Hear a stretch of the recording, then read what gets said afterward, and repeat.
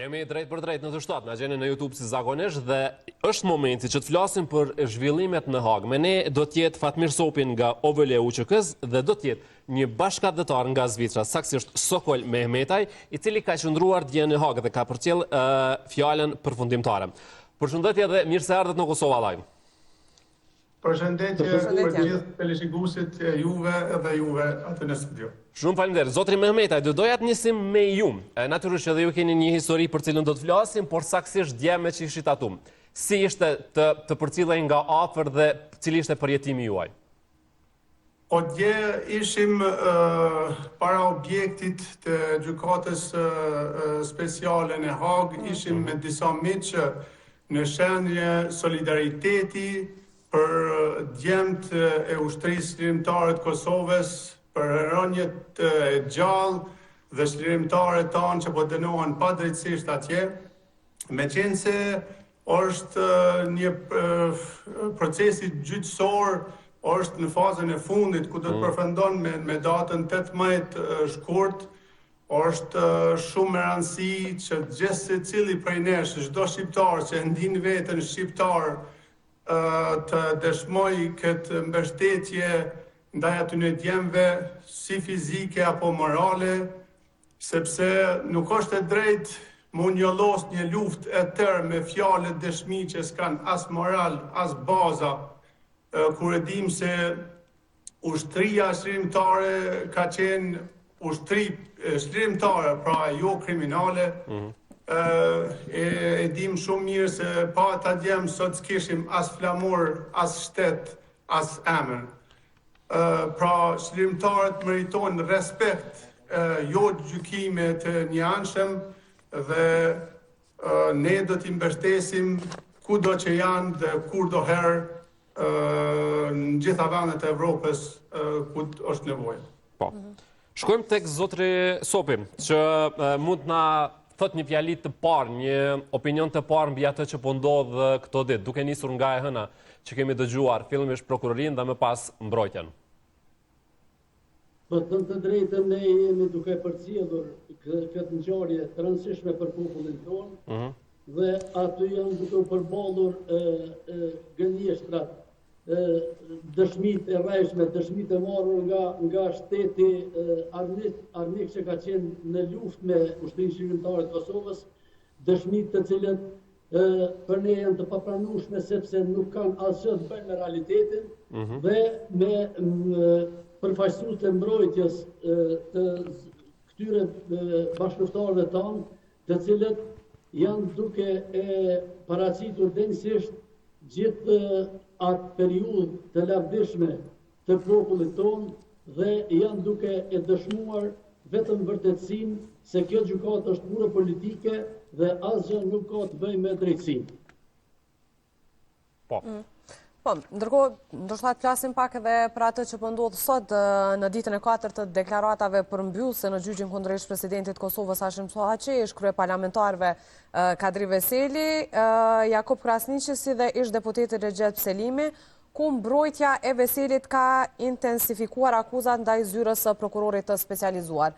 Seanca po vazhdon, vazhdimisht po shohim që edhe mbrojtja po kërkon që prokurorët janë më saktë në dëshmitë e tyre, sepse sipas tyre po krijojnë shumë paqartësi. Ndoshta të kemi edhe një koment për këtë. Sidomos ajo e Veselit, tha që nuk ka prova për ta. Nuk ka prova të mjaftueshme për dënimin e tyre. Por nuk ka si mos duhet ashtu kur prokuroria e thot një gjë të shumë të paqen, shumë pavërtet, kur thot se për dëshmitarëve të shtetit amerikan, përfaqësuesit më të lartë, të cilët kanë marrë pjesë aktive në të gjitha ato procese, thot se kanë qenë të painformuar. Domthonë painformuar ka qenë CIA e Shteteve të Bashkuara të Amerikës, të painformuar kanë qenë shërbimet inteligjente të NATO-s dhe të painformuar sipas tyre kanë qenë Departamenti Amerikan i Shtetit, i cili pas ka mbështetur dikon që nuk kanë ditur as vetë se kënd janë duke mbështetur.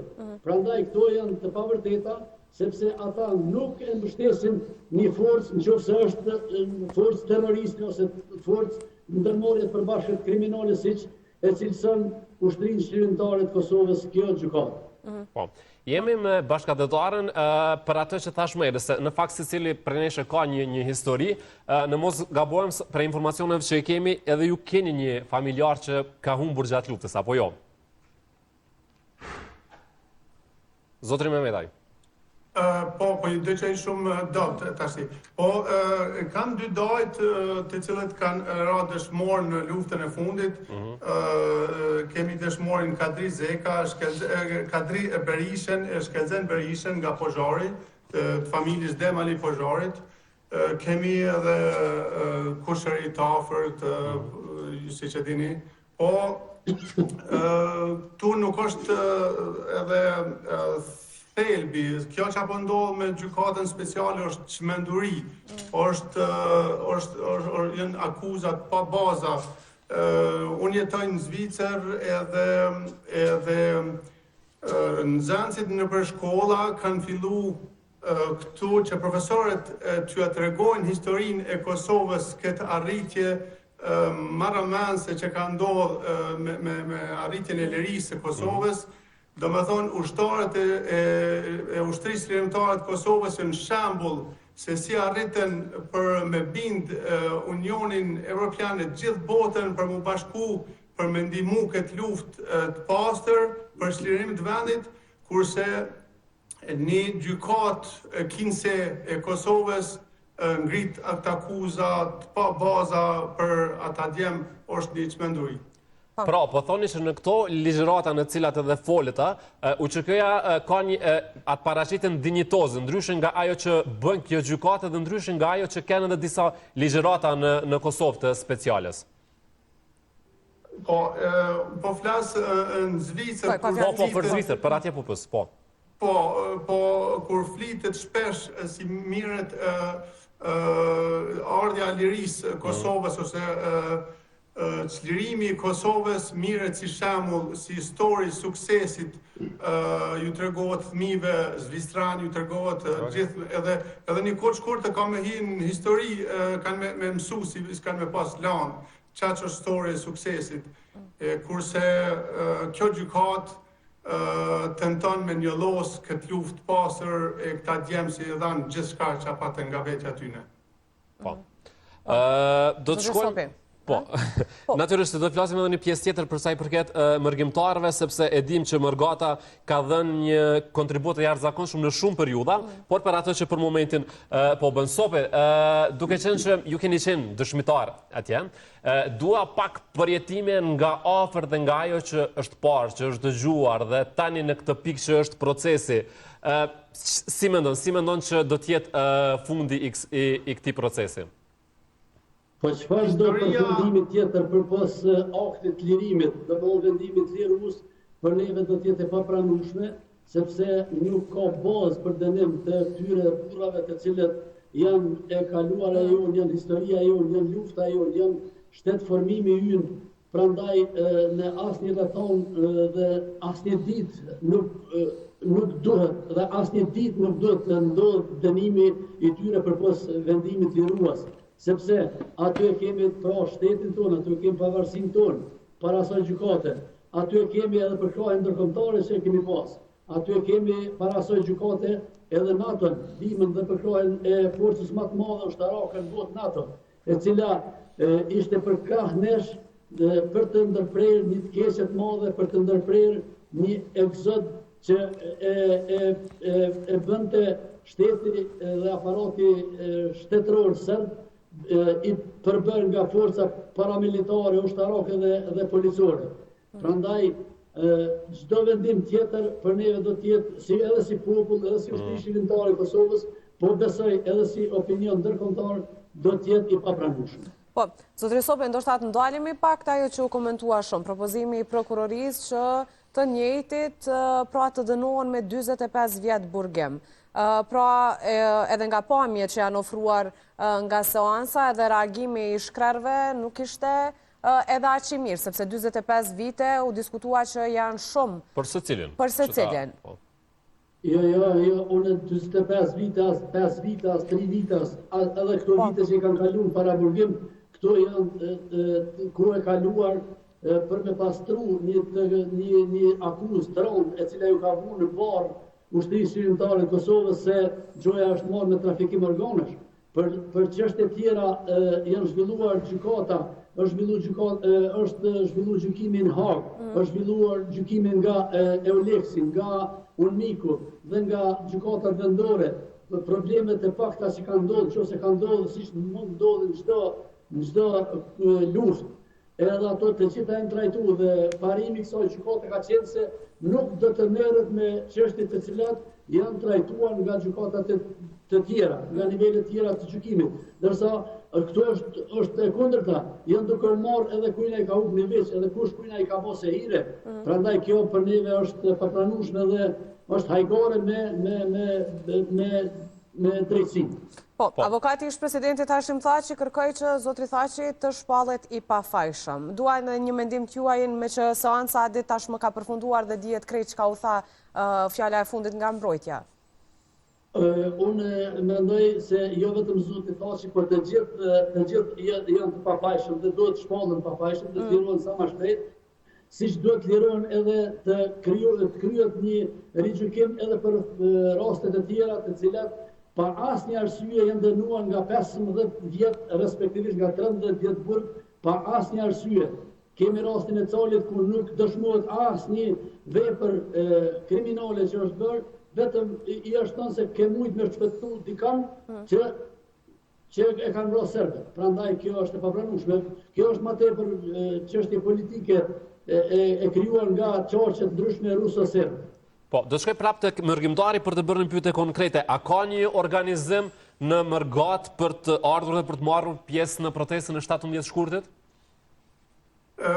Kemi kontakte të shpeshta me grupe, me parti politike të ndryshme, një pjesë e madhe ka me ardhë me 17 shkurt, sepse në nuitet një mbështetje masovike gjithë popullit Mërgatës, edhe juve atje në Kosovë, që ti dëshmojmë këtë mbështetje shërimtarëve tanë dhe ti tregojmë kësaj gjykate se duhet me vendos drejtësi, historia ka me fol drejt, ka me tregu kush ka luftu, kush ka dezertu e kush ka tratu. Nuk na duhet me leju që kjo gjykat me gjyku djemtan, sepse ka me kanë kundra do t'ishte një dezaster për shtetin ton edhe do të vijen pikpyetje pavarësia e shtetit Kosovës. Ndërkohë atje në Hagë do të vazhdoni të shndroni? Të shkoni? Në Hagë ka grupe si vinë rregullisht, rrinë ka një orë e gjys, ka ushtarë që vinë edhe prej Kosove, aktivist ndryshëm që vetëm duken ju tregu se jemi këtu, çlimtarët nuk janë vetëm dhe nuk do të janë kurrë. Po, zotri Sopi, kush tjetër ishte aty, me që keni qenë nga afër, kush erdhi për t'ja për kraj? Kemi pas edhe familjar, nuk e di nëse keni pas mundësi të komunikoni me ta? Po, Mehmeta i po. Po, zotri Mehmeta ishte pyetja për juve, kërkoj falje. Po, kishte ushtar të ushtrisë shërimtare, kishte aktivist, kemi bisedu, por nuk e dija, guxoja me hap edhe emra, kishte edhe familjar të... Po, i kemi pa, janë publik, kemi pa edhe kush ka shku ndoshta... A keni pas një kontakt, një diçka që është nga familjarët në këtë moment? Po, kemi pas përshëndetje, kemi bisedu gjëra ndryshme, jo diçka speciale. Mehmeta, ne po ju falenderojmë që u inkuadruat dhe natyrisht na vjen mirë që diaspora edhe një herë tjetër në një moment kaq të rëndësishëm është aty dhe është e zëshme. Faleminderit për juve, por gjithmonë diaspora ka qenë, do të jetë dhe do të mbetet pjesë e Kosovës. Jemi vllazër, nuk ka ne apo ata, por gjithmonë dhe qëndrojmë dhe të jemi bashkë. Absolutisht po. Faleminderit gjithë juve. Ju përshëndesim. Faleminderit shumë. Sopin do ta pyesim për protestën e 17 shkurtit. Si e shinim në këtë përvjetor të 18 të pavarësisë së Kosovës, një organizim që natyrisht ka marrë një jehon gjithandej.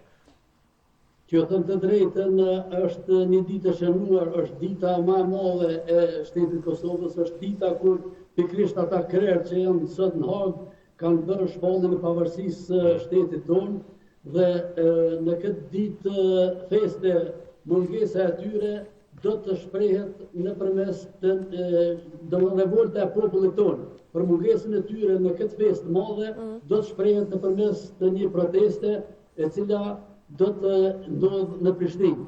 Prandaj kjo është si tregim i popullit tonë se nuk jemi për dënimin e luftës tonë, nuk jemi për dënimin e pavarësisë tonë dhe jemi që krerët e ushtrisë shërimtare të Kosovës të kthehen sa më parë në familjet e tyre dhe të kthehen shoqërisë dhe shtetit të cilin e kanë formuar bashkë me bashkëpunëtorët e tjerë, me herojt tanë, të cilët kanë dhënë edhe jetën që kjo ditë të festohet dhe të festohet dhe të vazhdoj jeta në shtetin tonë, gjeneratat e ardhshme të rritën e lirit.